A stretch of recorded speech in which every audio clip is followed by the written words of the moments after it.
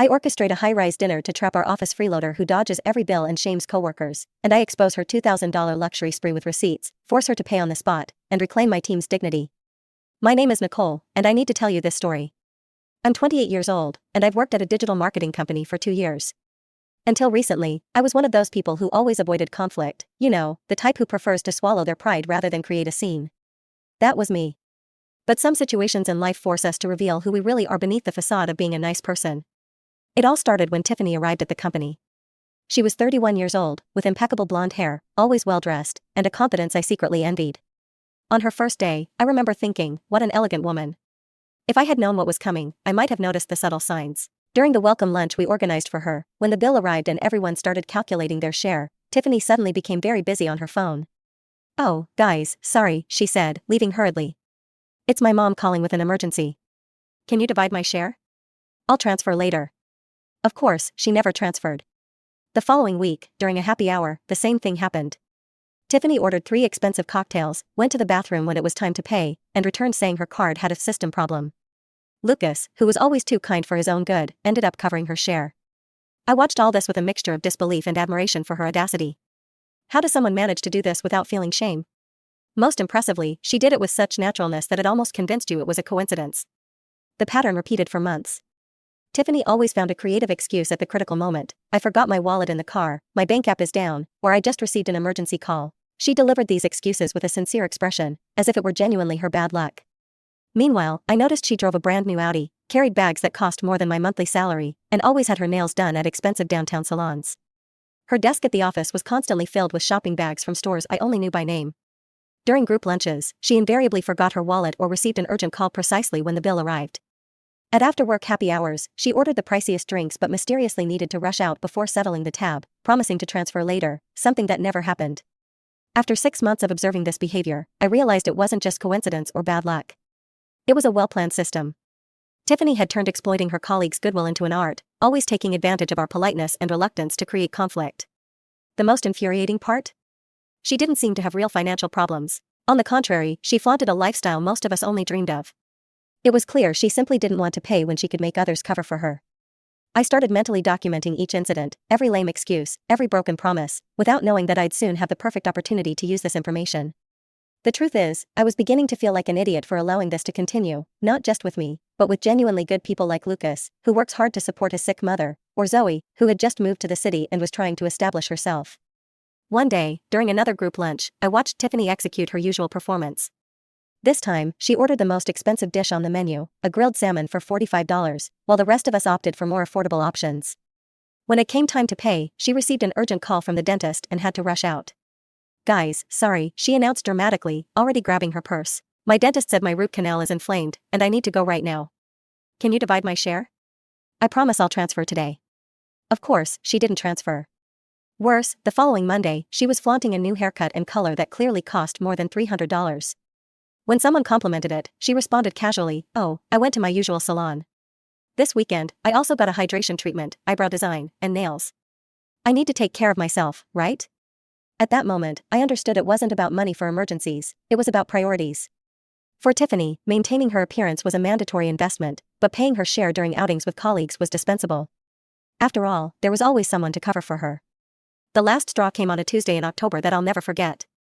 It was Zoe's birthday. She's our 25-year-old graphic designer and one of those genuinely sweet people. She had moved from Oregon a few months earlier and was still adapting to big city life. To celebrate, she brought a tray of her grandmother's special brownies. "It's a family recipe," she explained proudly while uncovering the tray in the break room. "I used imported chocolate and peanuts that my grandmother sends from Oregon. She always made them for my birthdays when I was a child." You could see the care she put into waking up at 5 in the morning to make something special for us. The tray was beautifully arranged with 12 perfectly cut brownies, each decorated with a peanut on top. Zoe had even included a handwritten card, "Thank you for making my first year here so special." Tiffany arrived late that day, as usual. When she saw the brownies in the break room, she devoured half the tray before other colleagues could try them. I was getting coffee when I saw the scene, her eating one after another as if they were hers, not even bothering to read Zoe's card. When Zoe arrived to call everyone and saw that only 4 brownies remained for a team of 15 people, her face fell. "Tiffany," she said delicately, still trying to maintain composure, "I made them for everyone to try. They were for us to celebrate together." Tiffany's response left me speechless and was the moment I realized she wasn't just opportunistic, she was genuinely cruel. Oh, sorry, but they were kind of dry anyway, she said, licking her fingers theatrically. You should use a better recipe next time. Maybe less flour. And this chocolate seems like one of those cheap supermarket brands. I saw tears forming in Zoe's eyes. She had spent over $100 on imported ingredients and woken up in the middle of the night, only to be publicly humiliated. As other colleagues arrived, the situation became even more embarrassing when they realized what had happened.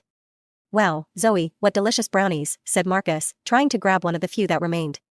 Did you make these? Yes, Zoe responded with a choked voice, but I think they didn't turn out very good. At that moment, something inside me changed forever. It wasn't just about money or restaurant bills anymore, it was about basic respect, human decency, and protecting good people from predators like Tiffany. She had crossed a line I didn't even know existed until I saw it being crossed so cruelly and unnecessarily.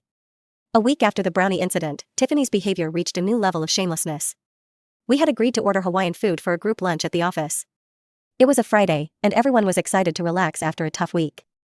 Lucas had carefully chosen a special poke bowl with salmon and tuna, the most expensive item on the menu, costing almost $40. For him, who was always frugal, this was a rare luxury. I remember him saying, "Only once a month do I treat myself to this." When the food arrived, Lucas was on an important call with a client from the West Coast, a negotiation he'd been working on for 3 weeks to close a 6-month contract. He gestured to everyone that it would be quick and left his food on the kitchen table with the others. Tiffany saw his poke bowl, looked around to ensure no one was paying attention, and took it, eating it without hesitation. It wasn't an innocent mistake, she deliberately took the most expensive dish ordered. When Lucas returned 15 minutes later and found only the empty container in the trash, he was stunned. "Tiffany, that was my poke bowl," he said, pointing to the container she'd discarded. "Oh, I thought it was mine," she replied, still chewing, as if it were the most natural thing in the world. "It was just a misunderstanding." "But you didn't even order a poke bowl," Lucas insisted, visibly trying to stay calm. "You ordered a quinoa salad, it's there on the table with your name on it." Tiffany shrugged with an indifference that was almost impressive. "Well, I already ate it now. There's no way to undo it. Besides, that salmon was kind of tasteless. You should complain to the restaurant." Lucas, normally the most patient person, lost his composure. His voice rose. "You can't just take other people's food. This is unbelievable. I was looking forward to that all week." Tiffany, acting shocked, put her hand on her chest in a theatrical gesture. "Wow, how rude. You don't need to yell at me over a misunderstanding." "What aggressiveness, Lucas. I thought you were more mature." She left the office indignantly, leaving Lucas without lunch, without money to order another meal, since he'd spent it all on the poke bowl she ate, and somehow made to feel like the villain. That night, while driving home, I couldn't stop thinking about everything that had happened: Zoe humiliated, Lucas exploited and vilified, and me, always watching silently, avoiding confrontation, always being the polite person who didn't want to cause problems. But most of all, I couldn't forget Lucas's expression when he realized he wouldn't have lunch after working all morning without eating, waiting for that poke bowl. The way Tiffany made him feel guilty for being upset was diabolical. I arrived home determined. My boyfriend, David, works as a chef at an Asian fusion restaurant downtown, and I knew exactly how to use this connection to my advantage. It was time for Tiffany to meet a version of Nicole she hadn't seen yet, the version that doesn't accept being walked over or seeing good people exploited. I called David that night. "Love, I need a favor. Do you still offer discounts for corporate groups?" When he confirmed, I smiled for the first time in weeks. Finally, I had a plan that could work. The next morning, I sent an email to 8 people from the office, including Tiffany. "Guys, how about we organize a get-together on Friday? I found an incredible restaurant that offers discounts for groups. It'll be at Sakura Fusion at 7 in the evening. The discount is on me." When some closer friends warned me about including Tiffany, I just smiled mysteriously. "Trust me," I said. "This time will be different." I chose Sakura Fusion strategically, not just because of David's connection, but because of its perfect location for my plan. The restaurant is on the 22nd floor of a commercial building with a single entrance controlled by elevators. Once up there, it's nearly impossible to leave discreetly without being noticed by everyone at the table. Plus, the dishes range from $35 to $65 each, not exorbitant for a sophisticated place, but expensive enough to make any escape attempt embarrassing. David had secured us a private table at the back, away from the main area and, more importantly, far from any discreet exit. During the week, I observed Tiffany with a new perspective. Now that I knew what to look for, I could see all the small signs of her manipulative behavior: the way she positioned herself away from the bill at restaurants, how she mysteriously needed to answer important calls when it was time to split expenses, the calculated timing of her emergencies. David helped me plan every detail. "Are you sure you don't want to tell me the full plan?" he asked, curious about my sudden determination. "Just trust me," I replied. "And make sure our table is as isolated as possible." I need it to be impossible to leave without everyone seeing. On Thursday, Tiffany tried to fish for details about the dinner. Nicole, what kind of food do they serve at this place? She asked with an innocent smile I now recognized as calculated. Is it very expensive? I don't want it to be an embarrassing situation for anyone. The irony of her concern almost made me laugh. It's Asian fusion, I replied casually. The prices are reasonable for the quality. David got a good discount for corporate groups. You'll love it. Friday arrived, and I spent the day with butterflies in my stomach but determined. I arrived at the restaurant 15 minutes early to confirm all the details with David. He had reserved the exact table I requested, in the most remote corner with a city view, but strategically positioned so anyone leaving would have to pass through the entire restaurant. The bill will be presented as you asked, David assured me. And our staff is instructed about the situation. No one will accept excuses about cards with problems or apps being down. The group started arriving at 7 sharp. First came Lucas and Zoe, still wary about Tiffany's presence. Are you sure this is a good idea? Lucas whispered. Just watch, I replied. This time will be different. Then came Sarah, our account manager, with Miguel and Amanda from finance. Last were James and his boyfriend, Kevin, from IT. Tiffany was, predictably, the last to arrive. She entered as if she owned the place, wearing a black dress that clearly cost more than my monthly rent and shoes I was sure I'd seen in a Louboutin window for over $1,000. What a beautiful place, Nicole, she exclaimed, looking around with genuine approval. You have great taste, and what an incredible view. It must have cost a fortune to get this reservation. For the first 30 minutes, everything went normally. We talked about work, weekend plans, and the new Korean series everyone was watching. Tiffany was in her element, regaling us with stories about her latest shopping trips and a trip to Napa Valley she'd taken the previous month. I spent a fortune on wines, she laughed, as if spending fortunes were the most natural thing. But when you find a 1998 Cabernet Sauvignon, you can't let it pass, right? When it came time to order, I watched as everyone carefully studied the menu, clearly mindful of prices. Lucas opted for a teriyaki chicken dish for $38, Zoe chose a salmon salad for $32, and Sarah and the others made similar budget-conscious choices. Tiffany, however, acted as if she were at a free buffet. I want the premium sashimi combo, she announced without hesitation, pointing to the priciest item in the raw fish section, and also the special tempura shrimp as an appetizer. I discreetly checked the menu. The sashimi cost $58, the shrimp $42. And how about we order sake for the table, she continued, calling the waiter without consulting anyone. The premium one. Do you have Junmai Daijinjo? Before anyone could protest, she'd ordered a bottle of sake costing $85. It's on the house, guys, she said. To celebrate our friendship and this wonderful place Nicole found. Of course, on the house meant it would be divided among us, adding another $10 to each person's bill. During dinner, I watched Tiffany execute her usual performance. She dominated the conversation, talking nonstop about her apartment redecoration plans and her ideas for a Caribbean vacation. I'm thinking about Turks and Caicos, she said, gesturing with chopsticks full of $58 sashimi. Or maybe the Bahamas. Those all-inclusive resorts are divine, right? Of course, they cost $3,000 per week, but you can't put a price on relaxation. She also monopolized the shared dishes we'd ordered, edamame, gyoza, and a tataki appetizer, consuming at least half of everything as if it were her personal meal. Wow, what wonderful gyoza, she exclaimed, taking her fourth in a row. You guys have to try them. Oh, wait, are they gone? What a shame. Her audacity was astonishing. She ate as if she hadn't seen food in days, which was ironic given her frequent visits to expensive restaurants. The difference this time was that she'd be paying for everything she consumed. When desserts were served and the atmosphere was relaxed, I signaled to the waiter that it was time for the most important part of my plan. David had briefed the staff, and everything was proceeding perfectly. The waiter approached and announced, "Excuse me, everyone. The bill is $580 for 8 people. That's $72.50 per person. Do you prefer to split it on card or pay individually?" Tiffany immediately stood up, as if on cue. "Oh, guys, I'm feeling sick," she announced dramatically, hand to her forehead in a gesture she'd used countless times. I think it was something I ate, must have been that salmon. Sometimes raw fish doesn't agree with me. I'll just go to the bathroom to freshen up. She hurried off, leaving her Prada bag on the chair, a calculated move to suggest she'd return soon. I waited exactly 5 minutes, timing it on my phone, before acting. "Guys, she must be really sick," I said, feigning concern. "I'll check on her." I carefully opened her bag in front of everyone, not an invasion of privacy when done publicly with justification. Inside were only basic items, expensive makeup, imported gum, branded perfume, and her Audi keys. No wallet. How strange, I commented loudly. There's no wallet here. Maybe she left it in her car. I took the keys discreetly. I'll check if it's in her car, maybe she forgot it. In reality, I had a very different plan. I left the restaurant and headed to the parking lot with Tiffany's keys. My heart was racing, but I felt more determined than ever. I wasn't doing anything illegal, just checking for her wallet like any good colleague would. Tiffany's silver Audi was parked close to the entrance. As always, she had a habit of arriving early to secure the best spots. I opened the trunk, and what I found exceeded my expectations. There were at least 6 shopping bags from high-end stores, Nordstrom, Saks Fifth Avenue, Coach, and even a small bag from Tiffany & Company. Clothes with tags still attached, brand new shoes in boxes, and even jewelry packaged as gifts. I quickly photographed everything with my phone, documenting each luxury item: a $400 Theory dress, $600 Jimmy Choo shoes, an $800 Coach bag. The sheer volume of extravagance was staggering, but what shocked me most were the receipts in the bags.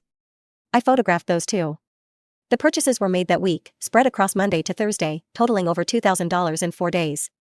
One receipt stood out: $300 spent at a spa on Tuesday, the same day she forgot her wallet at lunch. Another showed a $500 purchase at Sephora on Thursday, when she'd asked Lucas to cover her drinks because her app was down.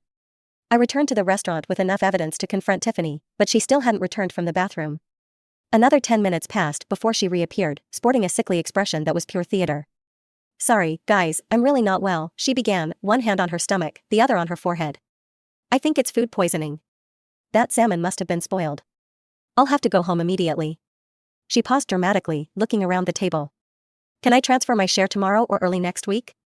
I promise I won't forget." I calmly placed my phone on the table, screen up, showing photos of her luxury purchases. "Interesting," I said, keeping my voice serene. "Because from what I saw in your car, you spent over $2,000 on shopping this week. I'm sure $72.50 won't break your budget." The silence at the table was deafening. You could hear the restaurant's ambient music and distant chatter, but our table was mute. Everyone looked from me to the phone to Tiffany. She paled visibly but tried to maintain her act. Her voice, however, lost its theatrical confidence. Those purchases were gifts from my mother and sister," she stammered. I swiped to a specific photo. "This $400 Theory dress is in medium, your size. And this receipt shows it was paid with your personal credit card, not as a gift." I showed another. "And here, $300 at a spa last Tuesday, the same day you forgot your wallet at lunch and Lucas paid your share." I continued, showing a photo of the Jimmy Choo shoes, also in her size, and the Coach bag identical to the one she'd used at the office the day before. Cornered, with 7 people staring at her, Tiffany gave up the performance. Hands trembling with anger and humiliation, she grabbed her phone and opened her bank app. $72.50, she muttered through clenched teeth, typing aggressively. The transfer appeared on my phone instantly. For the first time in months, Tiffany had paid her share, in front of witnesses. The rest of the dinner was uncomfortably silent. Tiffany stayed seated but didn't say another word. The others spoke in low voices, processing what they'd witnessed. When we got up to leave, Tiffany was the first to go, grabbing her bag and storming out without a goodbye. "Wow, Nicole," Sarah whispered as we waited for the elevator. "How long have you known about all this?" The following Monday, Tiffany launched a subtle but devastating defamation campaign. I expected a reaction, but her speed and intensity surprised me. She arrived early, positioning herself in the kitchen where colleagues would pass for coffee. When Amanda arrived, Tiffany was there, eyes red as if she'd been crying. "Hi, Amanda," she said in a fragile voice I recognized as another performance. "Do you have a minute? I need to vent about what happened on Friday." Throughout the morning, I watched her repeat the scene with different colleagues, each time with a slightly altered story, always casting herself as the victim. To Marcus from accounting, she whispered, "Nicole attacked me publicly. She violated my privacy, went through my things, and humiliated me in front of everyone."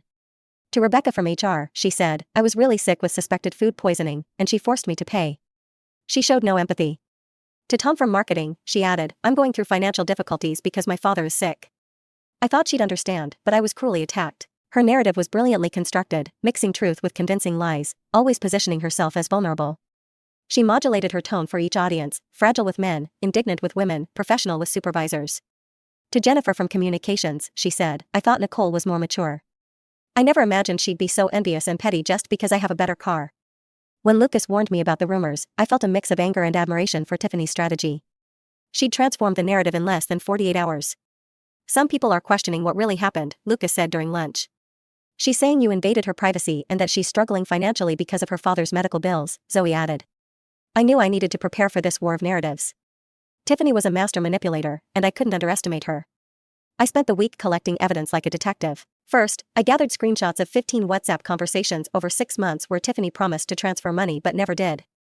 Then, I dove into her public social media, Instagram, Facebook, LinkedIn. It was a goldmine of contradictions. Her post showed a lifestyle incompatible with financial hardship, a weekend in Napa Valley in September, a Miami getaway in August, a Scottsdale spa resort in July, each trip costing at least $2,000 based on tagged hotels and restaurants. Her restaurant photos were especially revealing, dinners at upscale places 3 times a week, with expensive dishes and premium wines. One August photo showed her holding a $300 bottle of Dom Perignon. The caption read, "Celebrating another finished project. Life's too short not to enjoy little luxuries. #blessed #work hard play hard." I also collected written testimonies from Zoe about the brownie incident and Lucas about the poke bowl theft. Zoe's account was heartfelt. She ate half my brownies without asking and criticized them in front of colleagues, saying they were dry and I should use better ingredients. I woke up at 5 a.m. to make something special with expensive ingredients from Oregon. I felt humiliated. Lucas was direct. Tiffany took my food, ate it, and refused to pay or replace it. When I confronted her politely, she made me look like the villain. It was pure manipulation. I compiled a list of 23 incidents over 6 months where Tiffany avoided paying, complete with dates, approximate amounts, and witnesses. Through a LinkedIn contact, I learned she'd exhibited the same behavior at her previous job in public relations, borrowing money for lunches and never repaying, always dodging her share at events. My contact said, when she left, she owed at least 5 people. By the end of the week, I had a comprehensive dossier on Tiffany's pattern of exploitation. It wasn't just about restaurant bills, it was a lifestyle built on exploiting others' goodwill. During the next Friday's happy hour, Tiffany chose the perfect moment for her final revenge, a relaxed setting with 15 colleagues, including some who hadn't been at the dinner and only knew her version. After everyone had a drink and the mood was lively, she tapped the table for attention. "Guys," she said, voice trembling with apparent emotion, "I know it's not appropriate to talk about this here, but I need to clarify what happened last week." The bar quieted as everyone turned to her. "I was attacked and publicly humiliated by Nicole," she began, in front of my friends and colleagues, over a misunderstanding about a restaurant bill. She paused for effect. "I was really sick that night with food poisoning, and instead of support, I was embarrassed and attacked. What hurts most is that I'm going through financial difficulties. My father has health problems, and I have many medical expenses. I thought I could count on my colleagues' understanding." Her tears seemed genuine, and several people looked moved, especially those unaware of the full context. I let her finish before standing up calmly. My heart raced, but my voice was steady. "Since we're talking publicly," I said, connecting my phone to the bar's projector I'd borrowed earlier, "I think everyone deserves the full picture." What followed was one of the most intense moments of my life. I presented a timeline of Tiffany's behavior, meticulously prepared over 6 months. The first slide showed photos from her car trunk. These were taken last Friday. Over $2,000 in purchases made the same week she claimed financial hardship. I displayed receipts: $300 at a spa on Tuesday, $800 on a Coach bag on Wednesday, $500 at Sephora on Thursday. The second slide showed 15 WhatsApp conversations where she promised to pay but never did, with messages like, "My bank app is bugged. I'll transfer tomorrow," or "I forgot my wallet, but I'll transfer Monday." The third slide was her social media, showcasing her lavish lifestyle. Dinners costing $200 per person, a $1,500 Napa Valley trip, a $300 bottle of Dom Perignon. The fourth slide featured Zoe and Lucas's testimonies, read aloud, including Tiffany's cruel comment about Zoe's brownies being dry and her theft of Lucas's poke bowl. The fifth slide detailed her behavior at her previous job, corroborated by a reliable source. Finally, I showed a chronological list of 23 incidents over 6 months. The presentation lasted 10 minutes, and the bar was silent. All claims of financial hardship were contradicted by evidence of extravagant spending. Every misunderstanding was part of a clear pattern. When I finished, I looked at Tiffany. She was pale, speechless, unable to refute the evidence. "This is the information I have," I concluded. "Everyone can draw their own conclusions." The group's reaction was immediate. Sarah, our manager, spoke first. "Tiffany, this is absolutely unacceptable. This behavior stops now." Marcus, who had initially believed her, shook his head. "I can't believe you manipulated us like this." Tiffany tried a final defense. "Things aren't that simple," but Jennifer interrupted. "What's not simple? Spending $800 on a bag and then saying you can't pay $70 for dinner?" James added, "We're humiliating Zoe after eating her brownies?" From that moment, Tiffany was effectively banned from office social events, not formally, but through a collective understanding. No one would invite her, accept her excuses, or be exploited again. The office dynamic shifted dramatically. Colleagues shared their own stories. Rebecca mentioned Tiffany borrowing $20 for emergency gas and never repaying. Tom noted her asking for rides without offering gas money. Amanda recalled her dodging a collective gift contribution. Lucas calculated he'd paid over $200 covering her share over the year. Zoe admitted she'd avoided events because of Tiffany's behavior, thinking she was too sensitive. 3 weeks later, Tiffany requested a transfer to another department, citing professional growth opportunities. Everyone knew it was because her behavior had been exposed. Her request was quickly approved. On her last day, she cleared her desk in silence. No farewell party, no gifts, no speeches. Some felt uneasy about her ostracism, but most agreed the consequences were fair. As Sarah put it, actions have consequences. She created this situation. The office environment improved significantly after Tiffany's departure. Social events became fun again, group lunches flowed without drama, and a precedent was set: exploitative behavior would be confronted. I became a quiet heroine, the one who had the courage to face what everyone knew was wrong but hadn't addressed. What made me proudest was protecting people like Zoe and Lucas from further exploitation. The most important lesson was that sometimes, confronting systematic exploiters with evidence and consequences is the only way to stop them. Politeness and patience are virtues, but they shouldn't be weapons used against us. 6 months later, I realized my life had changed. I'd discovered a stronger version of myself, one that didn't avoid conflict at all costs. I learned there's a difference between being kind and being a doormat. Kindness comes from strength and choice, not fear. In the following months, our group dinners became more frequent and enjoyable, with everyone feeling safe and respected. Lucas regained his generosity but set healthy boundaries, learning to say no without guilt. Zoe flourished, bringing her culinary creations regularly, knowing they'd be appreciated. Sarah admitted she'd noticed Tiffany's behavior but hadn't known how to address it without evidence. "You did what I should have as a leader," she said. "You taught me the importance of documenting and confronting issues directly." Our story became a kind of office legend, told respectfully to new employees, fostering a culture where exploitative behavior was quickly addressed. Months later, I received a LinkedIn message from Jessica, who had worked with Tiffany at her previous company. A mutual friend told me about the situation. "You did the right thing. She did the same to us for a year before being transferred. No one had the courage to confront her. Thank you." This gave me closure, realizing Tiffany's pattern likely spanned years, affecting countless colleagues. David noticed my transformation. "You're different, more confident, more assertive. It's like you found your voice," he said. He was right. Confronting Tiffany unlocked a part of me I'd suppressed, the part that defends what's right, isn't afraid of tough situations, and protects the vulnerable. I applied these lessons elsewhere, questioning illogical work decisions and setting clearer personal boundaries. A year later, I was promoted to team manager, partly for my ability to handle difficult situations effectively. Tiffany, I heard, continued her pattern in the new department but was quickly confronted due to her reputation. Eventually, she left the company. I felt no joy or vindication, only sadness for someone who chose exploitation over genuine relationships. But I was proud of creating an environment where people like Zoe and Lucas could thrive without fear.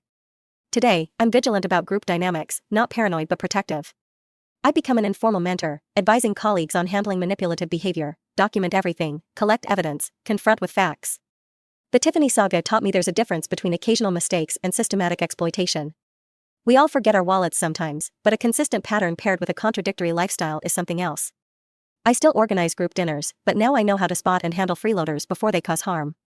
The greatest lesson was that you can be kind without being a doormat. Setting boundaries doesn't make you cruel, it makes you responsible. Protecting your dignity and others isn't optional when you care about a better world.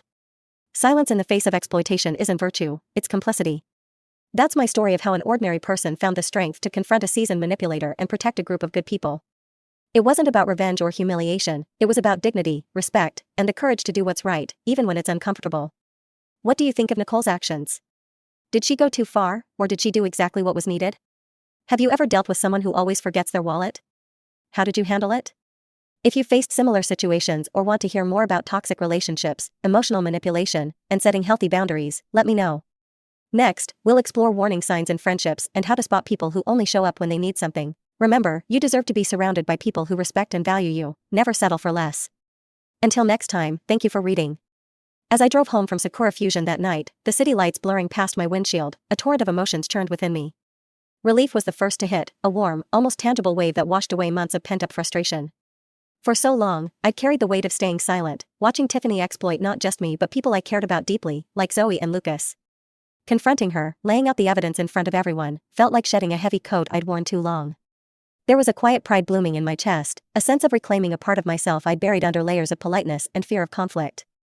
I'd done it, I'd stood up to her, not with anger or malice, but with facts and resolve. For the first time in years, I felt like I'd honored my own strength. But beneath that pride, there was a tangle of other feelings, each vying for attention. There was sadness, not for Tiffany, but for the version of myself I'd been for so long, the Nicole who avoided confrontation at all costs, who let small injustices slide because they seemed too petty to address. How many other Tiffany's had I encountered in my 28 years? How many times had I swallowed my discomfort, smiled through exploitation, and told myself it was just easier to let things go? The thought made my throat tighten. I mourned the moments I'd let pass, the times I'd chosen peace over justice, not just for myself but for others who didn't deserve to be taken advantage of. There was fear, too, a nagging, persistent whisper that maybe I'd gone too far. Had I been too harsh, too public in my approach? Would my colleagues see me as cruel or vindictive, the way Tiffany had tried to paint me? I replayed the dinner in my mind, the deafening silence at the table, Tiffany's pale face as I showed the photos of her luxury purchases, the weight of 7 pairs of eyes shifting between us.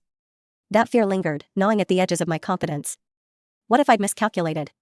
What if I'd become the villain in someone else's story? But as I turned onto my street, that fear began to dissolve. I hadn't acted out of spite or a desire to humiliate. I'd acted to protect people. Zoe, with her tearful eyes after the brownie incident, Lucas, left hungry and humiliated after Tiffany stole his lunch. My actions weren't about tearing Tiffany down, they were about lifting others up, ensuring their kindness wasn't trampled. Knowing that brought a strange calm, a certainty that I'd done the right thing, even if it was uncomfortable. There was also a spark of exhilaration, a feeling I hadn't expected.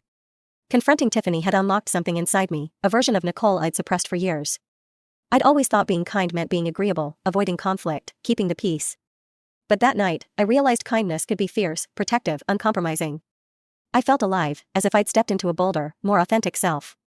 The Nicole who walked into Sakura Fusion was nervous, her stomach in knots, but the Nicole who left was someone who could draw a line and say, no more. That realization was intoxicating.